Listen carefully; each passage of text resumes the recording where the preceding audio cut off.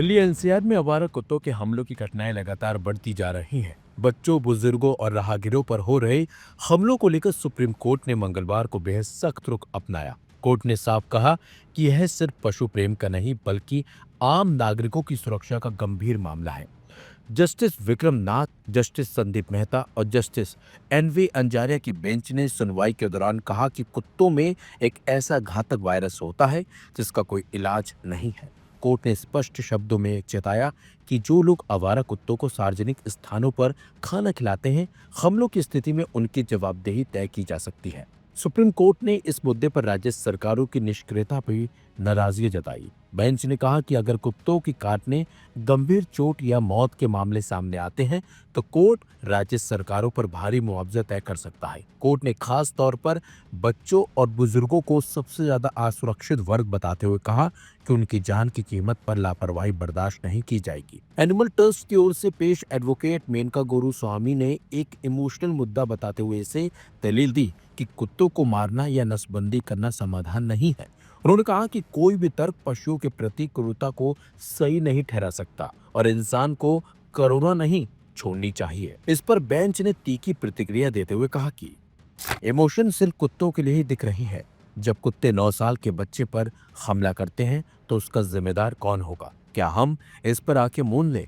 एक काम कीजिए, कुत्तों को अपने घर ले जाइए, अपने पास रखिए, उन्हें इधर उधर घूमने, काटने, पीटने और पीछा करने क्यों दिया जाए?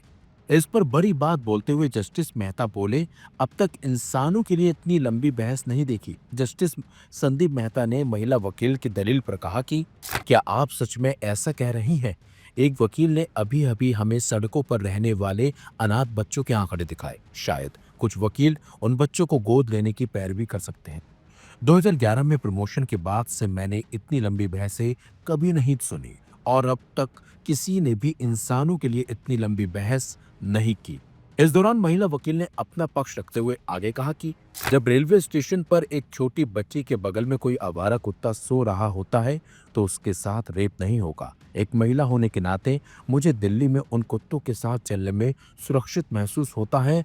अगर मुझ पर कोई हमला करेगा तो वह भौंकेंगे। जब किसी शेल्टर होम में कोई कुत्ता बीमार पड़ जाता है तो उनमें से जो वायरस पैदा होते हैं उन पर दवाओं का असर नहीं होगा। मुझे बुरा लगता है जब RWA कुत्तों के लिए शेल्टर होम बनाने के लिए और अधिक फंड की मांग करते हैं। सबसे पहले बच्चों को सड़कों से हटाना होगा, कुत्तों को नहीं।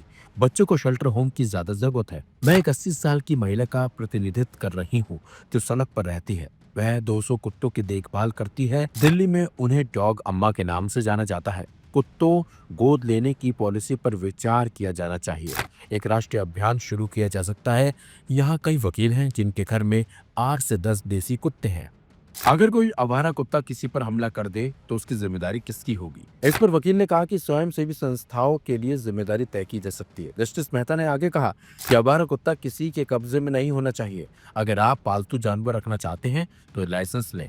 सुप्रीम कोर्ट में 2 एनिमल ट्रस्ट का पक्ष रखते हुए एडवोकेट मेनका गुरुस्वामी ने आगे कहा कि मेनका गुरुस्वामी कहती है कि यह एक इमोशनल मामला है। जिस पर जस्टिस मेहता ने कहा कि अब तक तो ऐसा लगता है कि इमोशन सिर्फ कुत्तों के लिए ही है। जिस पर मेनका गुरुस्वामी आगे कहती हैं कि ऐसा नहीं है, मैं इंसानों के बारे में भी उतनी ही चिंतित हूँ। जस्टिस मेहता फिर कहते हैं कि शुक्र है आप सभी हमें अधिकारियों से सवाल करने की इजाजत दें ताकि हम प्रक्रिया शुरू कर सकें।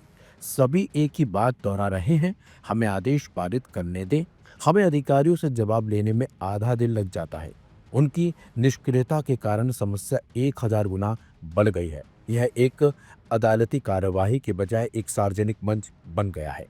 आपको बता दें, दिल्ली, नोएडा, गाजियाबाद, गुरुग्राम और फरीदाबाद जैसे इलाकों में आवारा कुत्तों के झुंड आम नज़ारा बन चुके हैं। सुबह की सैर, बच्चों का स्कूल जाना और बुजुर्गों का घर से निकलना तक जोखिम भरा हो गया है।